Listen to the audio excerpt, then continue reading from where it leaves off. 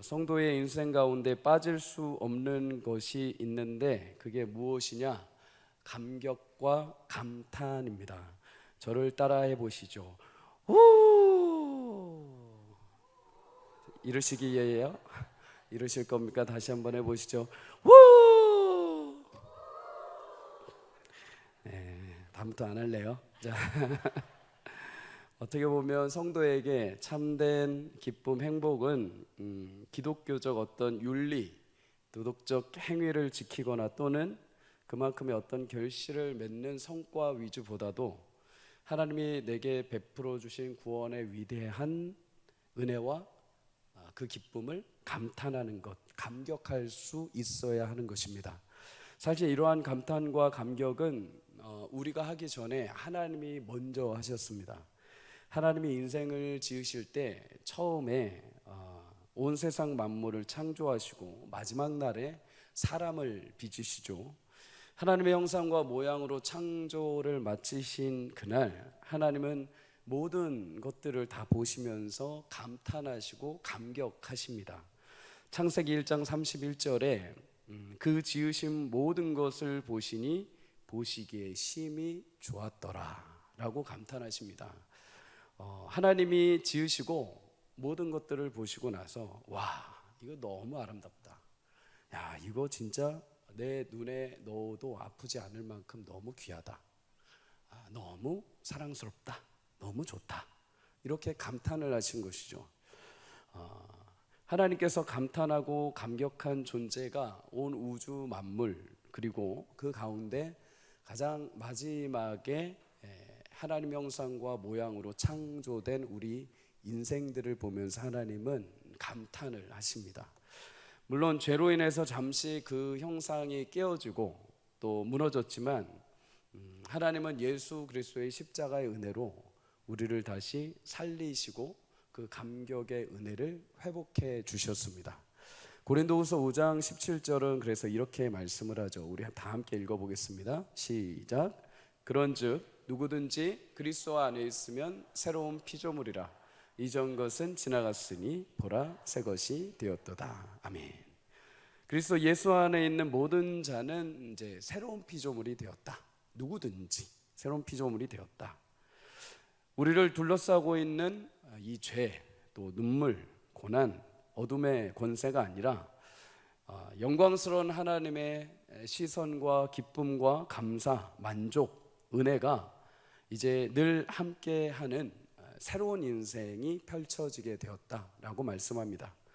그리고 마침내 세상이 그리스도인을 뭐라고 하든, 세상이 나를 향해서 어떤 잣대로 나를 평가하든지 간에 하나님은 자신의 형상과 모양으로 만들어진 하나님의 자녀들의 인생을 포기하지 않고 약속하신 대로 그 영광과 존귀와 아름다움을 끝까지 완성해 가시겠다라는 약속의 말씀이 새로운 피조물이 되었다라는 것입니다.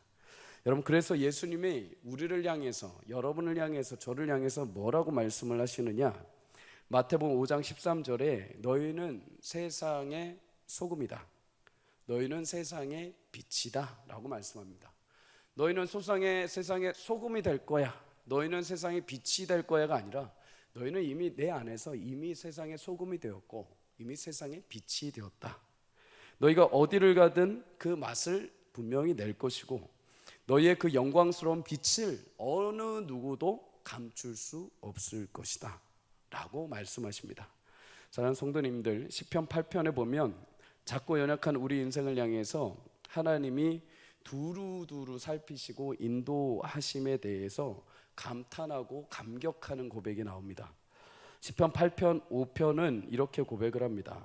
그를 하나님보다 조금 못하게 하시고 영화와 존귀로 관을 씌우셨도다.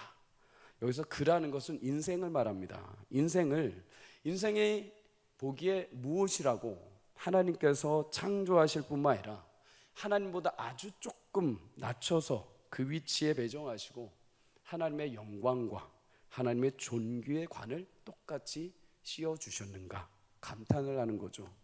여러분, 그런데 이 말씀을 한마디로 압축해 보자면 하나님이 나를 아신다 라고 표현할 수 있습니다. 예를 들어 이런 거죠. 위대한 사람들, 위대한 석학들, 높은 정계에 있는 사람들만 모이는 연회장이 열렸습니다. 그런데 그 연회를 연 주체가 바로 내 친구입니다. 내 친구. 근데 친구가 그 자리에 나도 초청을 한 거죠. 나는 어떤 위대함도 없습니다. 뭘 발명하지도 않았습니다.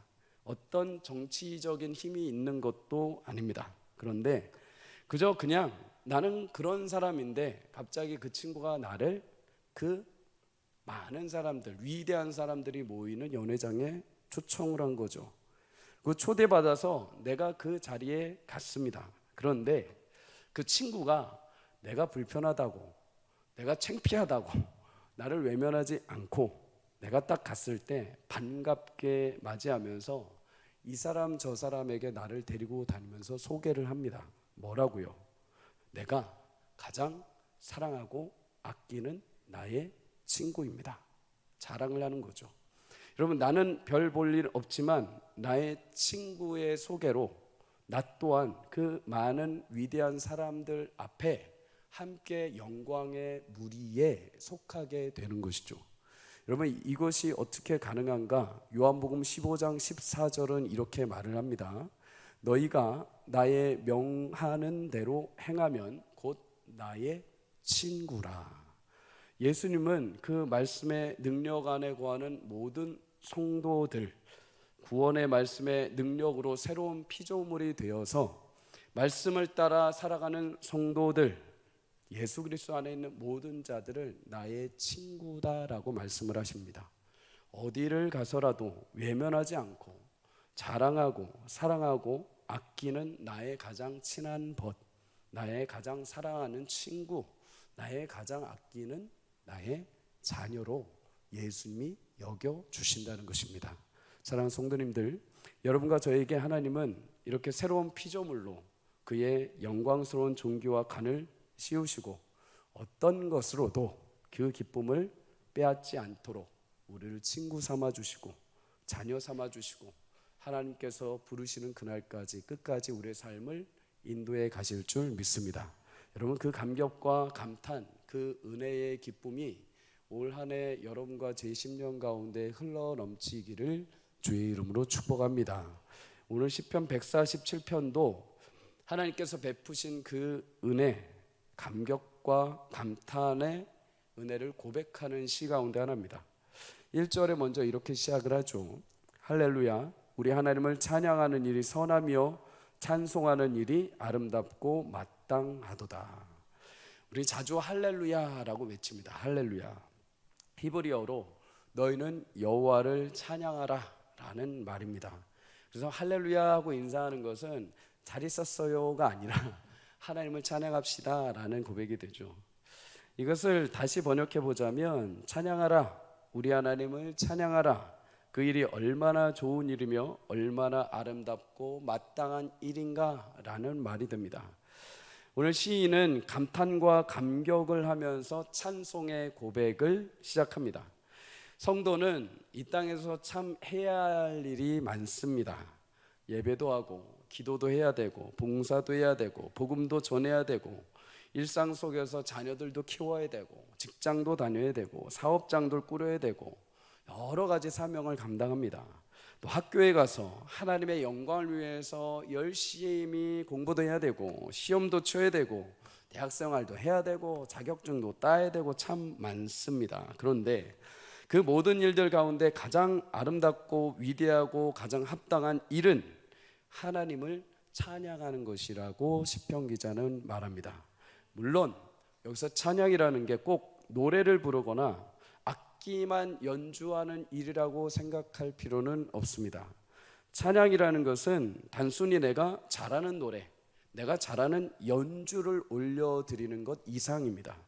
찬양은 하나님을 향하는 것이죠. 우리 인생이 하나님을 향한다는 것, 하나님의 위대하심과 그 영광과 은혜를 고백한다는 것은 하나님의 마음을 내 마음에 맞추는 것입니다. 내 시선을 하나님의 시선에 맞추는 과정이 되는 거죠. 그러면 여러분, 찬양을 하게 되면 어떻게 되는가? 내 마음이 하나님의 마음으로, 내 시선이 하나님의 시선으로 바뀌게 되는 것입니다. 그래서 찬양할 때 우리는 그 사랑과 은혜에 먼저 감격을 하게 됩니다. 깊이 있게 찬양에 들어가게 되면 사람들의 시선은 보이지 않고 하나님과 나만 보이기 시작을 합니다. 내 음성이 뭐라고 들으시는 하나님의 그 은혜, 내가 한 주 동안에 살아왔던 내 삶의 여러 가지 힘듦과 고달픔 속에서도 내 작은 읊조리는 찬양을 들으시는 하나님께서 어느 순간에 내 마음을 하나님의 마음에 같이 맞춰주십니다. 어느 순간 나의 시선을 하나님의 시선으로 맞춰주시죠. 여러분, 사무엘상 1장 2장에 보면은 아들을 낳지 못해서 기도했던 한나가 나옵니다. 한나가 하나님 앞에 통곡하고 심지어 말할 수 없을 정도로 고단하게 기도를 합니다. 그런데 그가 마지막에 기도 응답 받았을 때 그를 향해서 뭐라고 하냐면 하나님의 마음과 동했다라고 말합니다. 처음에 기도할 때는 한탄과 원망으로 시작하며 주님 앞에 고소하고 찬양하고 기도했는데 어느 순간 기도하고 찬양하고 주님 앞에 서 있다 보니까 하나님의 마음이 한나의 심정이 되는 것이죠. 한나야, 너도 자식이 없어서 그렇게 고달프고 괴로우냐? 나도 이 사사시대에 내 마음을 알아주는 나의 백성이 없어서 나도 참 고달프다. 지난번에 말씀드린 것처럼 한나가 기도하고 찬양하다가 하나님의 은혜를 동하면서 그의 자식을 하나님 앞에 드리겠다고 결정을 하게 됩니다. 여러분, 찬송이라는 것은 그냥 화려하게 우리가 무엇인가를 드리는 것도 있지만 하나님의 시선에 내 시선이 맞춰지는 시간이요, 하나님의 마음이 내 마음에 맞춰지는 시간이 됩니다. 그래서 우리가 찬양을 하고 나면 어떻게 될까요? 내게 하나님께서 귀한 시선과 마음을 주셔서 현실과 상황과 사람들이 찬양 이후에 달라 보이기 시작을 합니다. 처절한 현실과 앞이 막힌 일상이라도 하나님의 마음을 알고 이것 또한 하나님께서 건너가게 하실 것이고 나의 미래를 위해 지혜가시는 하나님의 역사와 하나님의 순간이 되게 하실 거라는 확신과 위로와 믿음을 가지고 성전을 나가게 되는 것이죠. 내 주변의 사람들을 향해서 하나님의 시선이 덮이게 될 때 찬송하기 전과 이유가 달라지는 겁니다. 긍휼과 은혜와 사랑의 시선으로 내 마음이 바뀌게 되는 거죠. 그래서 찬양은 하나님께 드리는 것이면서 동시에 우리 영혼이 하나님의 마음과 동해지고 하나님의 시선과 맞춰지는 감탄과 감격이 일어나는 순간인 것입니다. 그래서 오늘 시편 기자의 고백처럼 하나님을 찬송하는 것은 우리에게 마땅한 것이고 가장 좋은 것이다 라고 고백이 되는 것이죠. 여러분, 우리 모든 서울 삼광의 우리 모든 성도님들이 찬양할 때 이런 놀라운 하나님의 마음과 동하고 하나님의 시선과 눈이 마주치는 귀한 은혜가 있기를 주의 이름으로 축복합니다. 그런데 오늘 성경은 그와 더불어서 이 시편을 읽는 당시 성도들에게 왜 여호와를 찬양하고 감격해야 되는지 그들의 현실을 두고서 같이 이야기를 시작합니다. 우리 2절과 3절 한 번 더 읽도록 하겠습니다. 시작. 여호와께서 예루살렘을 세우시며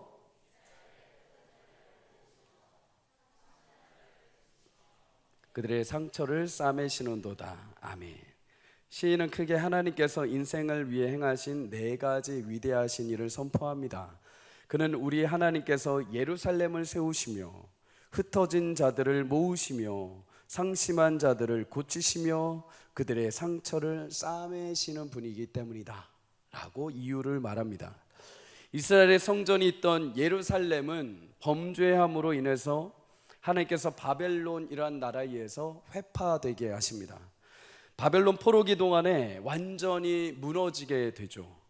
예수님이 말씀하신 것처럼 돌 하나도 돌 위에 남지 않을 정도로 완전히 무너지게 하십니다.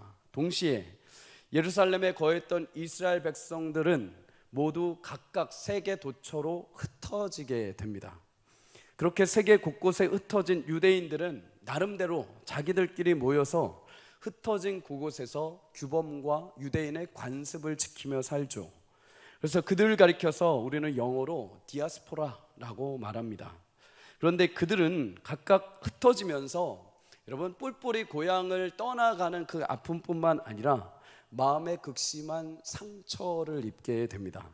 하나님의 선민으로서 패하고 고향을 떠나는 것도 힘들지만 자신들이 신실하게 믿어왔고 기준이 되었던 성전이 완전히 무너져 버린 것, 이제 이 성전이 파괴됨으로 더 이상 하나님이 우리를 구하지 않으시고 버림받았다는 사실이 이들에게 큰 상처가 되어버린 것이죠. 그런데 오늘 이스라엘 백성들과 예루살렘을 향해서 하나님이 어떻게 하셨냐라고 말할 때 무너진 성전을 다시 세우시고 재건시켜 주셨다라고 말합니다. 실제로 바벨론의 고레스 왕 시기에 하나님께서 이스라엘 백성들을 포로에서 귀환시켜 주시고 다시 성전 재건의 역사를 허락해 주신 줄 믿습니다. 그리고 흩어졌던 자들, 추방되어서 이곳 저곳에서 나라를 잃고 자신들의 뿌리를 잃고 비참하게 살던 유대인들이 다시 돌아오게 하셨죠. 여러분, 그리고 예루살렘 성의 파괴와 흩어짐으로 큰 충격과 상처를 마음에 얻었던 그 백성들의 모든 아픔과 상처를 하나님이 어루만져 주십니다. 여러분, 이 말씀을 통해서 우리는 하나님을 찬양하고 감격할 수 있는 이유를 한 가지 발견하게 됩니다. 그것은 무엇이냐?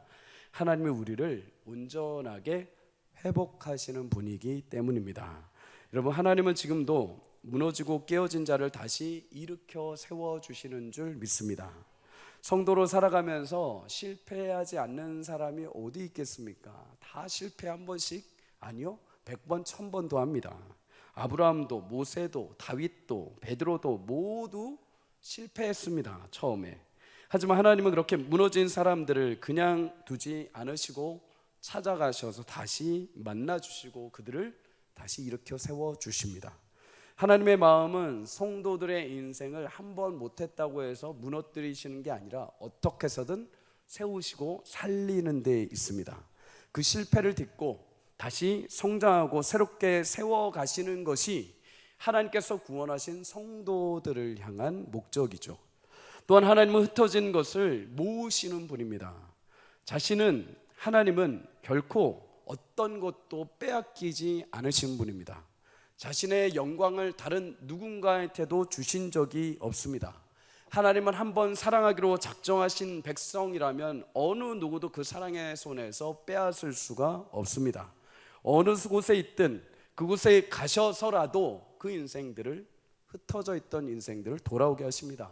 그것이 목자가 어린 양 한 마리를 잃었을 때 나머지를 잠시 두고 그 한 마리를 찾아서 돌아올 때 기쁨으로 그 양을 등에 등쳐매고 오는 것과 같은 것이죠. 오늘 새벽까지 우리는 사무엘상 14장 말씀을 나눴습니다. 요나단과 무기 든 자를 통해서 블레셋을 치시는 하나님. 그런데 여러분, 사실 이스라엘 백성이지만 어쩔 수 없이 변절해서 블레셋 편에 서서 이스라엘을 공격했던 사람들이 있습니다. 출신은 이스라엘 백성이지만 어쩔 수 없이 우리 이 민족을 위해 싸우지 않겠습니다 하고 블레셋으로 건너가서 목숨을 구걸하며 블레셋을 위해 싸웠던 이스라엘 사람들이 있습니다. 그런데 그들이 하나님의 크신 떨림과 역사를 통해 블레셋 군대가 패닉에 빠지고 서로 공격하고 자멸하는 일이 생기자 블레셋 편에 섰던 이스라엘 백성들이 어떻게 하는지 아십니까? 사무엘상 14장 21절은 이렇게 말합니다. 함께 읽을까요? 시작. 전에 블레셋 사람들과 함께 있던 히브리 사람이 사방에서 블레셋 사람들과 함께 진영에서 들어왔더니 그들이 돌이켜 사울과 요나단과 함께한 이스라엘 사람들과 합하였고. 아멘. 그렇게 마음이 약해서 흩어졌던 블레셋 편에 섰던 이스라엘 사람들이 하나님의 크신 역사를 보고 다시 돌아오기 시작합니다. 그리고 그들이 이스라엘 편에서 다시 합심해서 블레셋 병사들과 대적해서 싸우게 되죠. 하나님은 흩어졌던 자들, 자신을 잃고 소망을 잃고 어쩔 수 없이 변절하여 나라를 포기하고 신앙마저 버렸던 자들마저도 다시 돌아오게 하시는 분입니다. 그리고 그들이 돌아오기만 하면 누구라도 하나님의 영광을 함께 누리게 하시고 하나님의 승리를 함께 맛보게 하시는 줄 믿습니다. 여러분, 또한 하나님은 인생에 당한 모든 마음의 상처와 아픔을 아시고 고치고 싸매시는 분입니다. 성도라고 해서 세상에서 어떻게 상처 안 받고 아픔 안 받고 사는 사람이 어디 있겠습니까? 나는 하나님의 믿음으로 완벽해, 이런 사람은 교만한 사람입니다. 인간미가 떨어지는 사람입니다.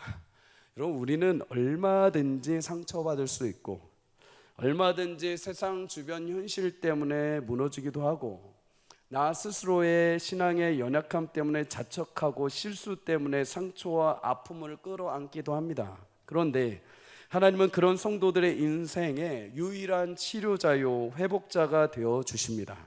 주님만이 우리 마음의 상처와 아픔을 치료해 주시는 분이죠. 그래서 이사야 57장 18절에서 19절은 말씀합니다. 우리 함께 읽도록 하겠습니다. 시작. 내가 그의 길을 보았은즉 그를 고쳐줄 것이라. 그를 인도하며 그와 그를 슬퍼하는 자들에게 위로를 다시 얻게 하리라. 입술의 열매를 창조하는 자 여호와가 말하노라. 먼데 있는 자에게든지 가까이 있는 데 있는 자에게든지 평강이 있을지어다. 평강이 있을지어다. 내가 그를 고치리라 하셨느니라. 아멘. 성도님들, 성도의 인생에는 실패라는 말이 없습니다. 심지어 무너지고 깨어지는 그 순간마저도 하나님께서 다시 싸매시고 회복해 주십니다. 그래서 고통의 순간은 끝나고 무너지고 포기하는 순간이 아니라 오히려 그 시간은 하나님을 만나는 시간이요, 하나님은 그 인생의 고통마저도 하나님의 재료 삼으셔서 여러분과 저의 인생을 하나님의 거룩한 온전하신 영광을 위해 회복하시고 성장시켜 가시는 줄 믿습니다. 여러분, 이런 성도의 인생은 늘 감탄과 감격이 넘칠 수밖에 없는 것이죠. 성도님들, 인생에 무너지고 깨어지고 회파된 것 같고 또 내가 흩어진 것 같고 다시 세워질 수 없는 것 같아 내 가정과 사업장, 나의 미래, 나의 자녀에 대한 상함 때문에 무너져 계신 분이 계십니까? 아무리 황폐한 땅이라 하더라도 하나님은 그곳에 강을 내시고 길을 내시는 분입니다. 하나님의 권능의 손이 임하실 때 다시 세워지고 모아지고 싸매지고 고쳐지고 회복되는 줄 믿습니다. 여러분, 한 해 동안에 여러 가지 인생을 살아갈 때 때로는 우리 인생 가운데 흩어짐도 때로는 상함도 있을 수 있습니다. 그때마다 내 현실에 자폭하고 무너지지 마시고 나를 싸매시고 고치시고 나를 다시 모으시고 세우시는 하나님을 바라보며 담대하게 견고하게 주의 길을 걸어갈 수 있기를 주의 이름으로 축복합니다. 여러분, 둘째로 하나님을 우리가 온전히 찬양할 수 있는 이유가 4절과 8절과 9절에 나옵니다. 먼저 4절 제가 읽습니다. 그가 별들의 수요를 세시며 그것들을 다 이름대로 부르시는도다.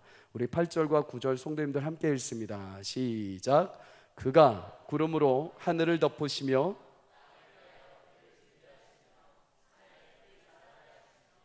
들짐승과 우는 까마귀 새끼에게 먹을 것을 주시는도다. 아멘. 우리가 하나님을 찬양할 수 있는 이유는 그가 별들과 자연까지 지키고 돌보시기 때문입니다. 하나님은 인생뿐만 아니라 하늘의 별을 만드신 분입니다. 온 자연까지 만드시고 돌보시고 섭리하시는 분이죠. 나는 내 머리에 있는 머리털 하나도 셀 수 없는 존재입니다. 하물며 저 멀리 우주에 떠 있는 그 별들을 센다는 것은 불가능하죠. 고작 할 수 있는 것은 과학자들이 발견해낸 별에 대해서 이름을 두고 별자리를 외우는 것밖에 없습니다. 하지만 하나님은 온 우주의 별을 만드시고 그 수를 다 계산하시고 그 많은 별들의 이름을 하나하나 다 붙여 주실 정도로 위대하신 분이십니다. 하나님의 이런 창조의 위대한 능력은 우주뿐만 아니라 자연 세계에도 나타나죠. 하나님은 구름으로 하늘을 덮으시고 땅에 필요한 그 비를 구름에서 내리게 하셔서 산에 풀이 자라게 하신다고 합니다. 사람이 아무리 과학이 발전한다 해도 하늘에서 비를 스스로 내리게 하는 것은 불가능합니다.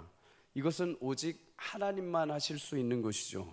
하나님은 하늘을 구름으로 덮으시고 땅에 필요한 비를 내리십니다. 그런데 그렇게 비를 내리시는 이유가 무엇이냐?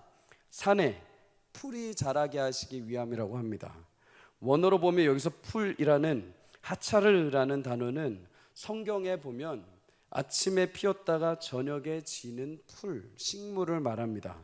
그야말로 무가치한 식물이죠. 그야말로 아무도 거들떠보지 않아도 될 만한 식물입니다. 그러나 하나님은 이 세상 그 어느 누구도 관심 가지지 않고 보잘것없는 그 작은 풀 하나조차라도 단 하루만이라도 살게 하시기 위해서 그 풀에게 비가 필요하다면, 물이 필요하다면 하늘에 구름을 두시고 그 땅에 비가 내리게 하시는 분이십니다.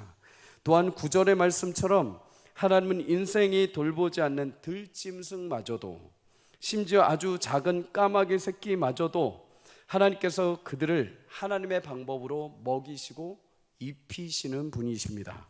여러분, 그렇다면 이렇게 우주의 그 위대한 별까지 이름을 부르시고 세세하게 돌보시는 하나님, 동시에 땅에 하루만 피었다가 그냥 지는 식물조차도 너무나 아끼시고 사랑하셔서 구름을 재시고 비를 내리시는 하나님, 사람이 돌보지 않는 짐승과 작은 어린 까마귀 새끼마저도 먹이를 주시고 돌보시는 하나님, 그 하나님을 통해서 우리는 무엇을 확인할 수가 있습니까? 하늘의 위대한 별, 이 땅의 작은 식물, 작은 새까지 돌보시는 것처럼 하나님은 주의 백성들의 인생도 세세하게 아심받으시며 우리 인생에 필요한 이른 비와 늦은 비를 내리시며 우리를 돌보시고 인도해 가시는 줄 믿습니다. 여러분, 누군가 나를 알아주는 것만큼 행복한 일은 없죠. 누군가 내 이름을 불러주는 것만큼 감사한 일은 없습니다. 그런데 하나님은 우리를 아시는 것은 그 이름만 아시는 것이 아니라 내가 가진 내면의 갈급함, 내 안에 있는 여러 가지 고통, 내 안에 있는 여러 가지 아픔까지도 세세하게 다 아신다는 것이죠. 그리고 그러한 나의 인생에 어떤 은혜를 베풀어 주시는가? 아무도 알아주지도 않고 아무도 관심 없는 작은 풀마저도 단 하루를 살게 하시기 위해서라면 구름을 모으시고 비를 내리시는 것처럼 인생에 하나님께서 아주 작은 필요라고 한다면 하나님께서 과감하게 은혜의 단비를 내리셔서 척박한 내 인생이라 할지라도 하나님의 거룩한 단비로 차고 넘치게 하셔서 열매 맺게 하실 줄 믿습니다. 사랑하는 성도님들, 자녀들을 키우면 키울수록 정말 엄마들의 놀라운 능력은 가히 상상력을 뛰어넘습니다. 아빠들은 어쩔 수 없이 밖에서 시간을 많이 보내기 때문에 집에 가면 아이들 말을 잘 못 알아듣겠습니다. 그런데 말하면 무슨 의미인지 가끔씩 어리둥절합니다. 그런데 엄마들은 놀랍죠. 다 알아듣습니다. 아이들이 조금이라도 희한한 말을 하면 아빠들은 두렵습니다. 이걸 답해줘야 되는데 답을 못하면 아빠가 관심 없는 것처럼 보이고 당황할 수 있어요. 그런데 엄마들은 전혀 당황하지 않습니다. 아이들이 그 말을 하는 의미가 뭔지, 그 말에 담긴 속마음이 무엇인지를 다 압니다. 어떻게 이렇게 가능한가? 하루 종일 붙어 있기 때문이죠. 하루 종일 그 옆에 있으니까 때로는 피곤하고 지치고 힘들지만 그 옆에 함께 하다 보니 이 아이의 마음이 뭔지, 이 아이가 지금 왜 이런 말을 하는지, 이 아이가 지금 무엇을 필요로 하는지를 다 세세히 아는 겁니다. 여러분, 하나님도 마찬가지입니다. 내가 너의 인생을 알고 너의 필요를 아신다는 말은 너에 대한 정보력을 내가 다 가지고 있어 라는 것이 아닙니다. 우리 안에 늘 함께 하시고 나와 교제하시며 나의 필요와 나의 마음을 아시는데 누구보다도 내 안에 함께 하시며 내가 필요할 때마다 비와 구름을 내리시고 마침내 가장 아름다운 때에 하나님의 형상과 모양으로 나를 빚어가시는 순간이 언제인지를 하나님이 아주 정확하게 아신다는 것입니다. 나와 함께 하시기에. 여러분, 그래서 시편 139편 7편은 말합니다. 내가 주의 영을 떠나 어디로 가며 주의 앞에서 어디로 피하리까? 하나님, 나를 태에서부터 조성하신 분이 하나님이시오. 나를 모든 관절과 나의 육체를 만드신 분이 하나님이십니다. 그런데 하나님만큼 나를 잘 아시는 분이 없는데 내가 어디로 피하고 어디에 가고 누구에게 가겠습니까? 하나님을 떠나 내가 어디로 가겠습니까? 사랑하는 성도님들, 오늘도 사랑하는 주께서 여러분의 모든 것을 아시며 함께 하시는 줄 믿습니다. 그가 여러분을 위해 그 이름을 부르시고 최고의 걸작품으로 삼아 여러분 인생길 가운데 필요한 구름과 비를 내리시며 여러분 인생 가운데 아름다운 열매를 맺게 하실 줄 믿습니다. 마지막 세 번째로 하나님을 찬양할 수 있는 이유가 있다면 힘없고 억눌린 인생의 보호자가 되어 주시기 때문입니다. 시편 147편 6절은 이렇게 말합니다. 여호와께서 겸손한 자들은 붙드시고 악인들은 땅에 엎드러뜨리시는도다. 우리 10절을 다시 한번 읽습니다. 시작. 여호와는 말에 힘이 세다하여 기뻐하지 아니하시며 사람의 다리가 억세다하여 기뻐하지 아니하시고. 아멘. 6절의 겸손한 자의 말은 억눌림과 억압으로 인해 힘이 없는 상태를 말합니다. 바벨론 포로에서 잡혔다가 돌아온 이스라엘 백성들은 어떤 힘도 없습니다. 어떤 희망도 보이지 않죠. 그런데 그런 백성들을 향해 하나님이 붙드신다라고 약속하십니다. 이렇게 세워주신다는 거죠. 10절에서는 말의 힘이나 사람의 다리를 기뻐하지 않으신다고 합니다. 말은 당시의 강력한 군사력 가운데 하나였습니다. 고대 세계에서 말은 아주 값비싸고 전쟁에 있어서 말 100필만 있으면 거의 승리할 정도였습니다. 보통 말 한 마리가 끄는 힘, 1마력이라고 하죠. 1톤 이상을 끌어당길 수가 있습니다. 강력한 힘을 자랑하죠. 또한 사람의 다리, 인체의 다리 중에 무릎 아래의 정강이의 힘을 말합니다.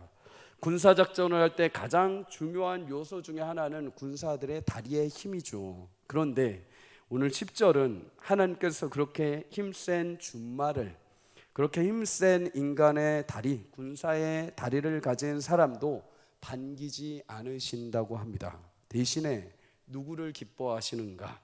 우리 11절 마지막으로 읽습니다. 시작.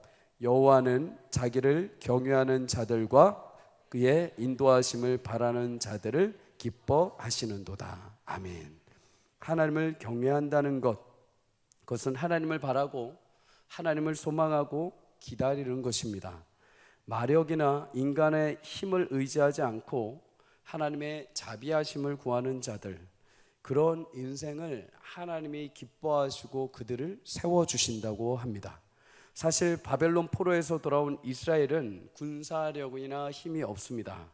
그들이 이제 할 수 있는 것은 그저 겸손하게 하나님의 은혜를 구할 뿐이죠. 그런데 하나님은 그렇게 주를 구하는 자들, 이제 아무런 소망이 없고 더 이상 눈에 보이는 희망이 없는 나의 백성들이라 할지라도 다른 군마를 의지하거나 다른 세상의 방법을 의지하지 않고 그저 잠잠히 나를 따르고 나를 경외하는 자들을 기뻐하시며 그들을 다시 일으켜 세워주시는 줄 믿습니다. 여러분, 우리는 무엇인가 큰 힘으로 하나님을 즐겁게 해드리고 무엇인가 잘 지켜서 하나님을 만족시켜 드리는 것이라고 생각을 합니다. 물론 그것은 나 개인적인 차원에서 내가 하나님 앞에 할 수 있는 나 개인의 영성이요, 나 개인의 신앙의 문제입니다. 하지만 하나님은 공적으로 모든 성도들 향해서 바라시는 것이 있다면 황폐한 인생이라 하더라도, 물이 없어서 갈라진 인생이라 하더라도, 그로 인해서 마음이 깨어지고 무너진 인생이라 하더라도, 그럼에도 세상의 여러 가지 방법을 찾지 않고 그저 그 자리에서 겸손히 나를 바라본다면, 하나님의 은혜를 구한다면, 그럼에도 구원의 감격과 감탄을 소망하며 하나님을 경외한다면 하나님이 그들을 기뻐하시고 그들의 인생을 다시 모으시고 세워주신다고 약속하십니다. 여러분, 올 한 해 하나님을 경외함으로 여러분의 인생에 들어오진 모든 현실, 깨어지고 흩어지고 상했던 모든 것들이 다시 회복되고 다시 모아지고 다시 세워지는 역사가 있기를 주의 이름으로 축복합니다. 하나님이 하나님을 경외하는 여러분을 위해서 무너진 장막을 다시 세우시고 고치시고 싸매어 주실 것입니다. 필요한 그 순간 하나님이 여러분에게 필요하시다면 하나님의 구름과 비를 내리셔서 이 땅 가운데 하나님의 성도들이 가는 곳 단 하루를 살아도 짧은 필요를 하더라도 하나님이 먹이시고 입히시는 놀라운 은혜를 체험하게 하실 줄 믿습니다. 여러분, 올 한 해 이렇게 주님이 기뻐하시는 삶이 저와 여러분의 삶이 되시기를 주의 이름으로 축복합니다. 조금 흩어져도, 조금 상해도, 조금 깨어졌다 하여서 낙심하지 마십시오. 그 자리에서 다시 하나님을 바라보며 주님을 경외할 때 주께서 그 마음을 회복하시고 싸매시고 다시 모으셔서 일으켜시어 하나님의 영광의 은혜를 찬양하게 하실 줄 믿습니다. 그 하나님 붙드시고 24년도 안에 함께 승리하는 저와 여러분이 되시기를 주의 이름으로 간절히 축복합니다.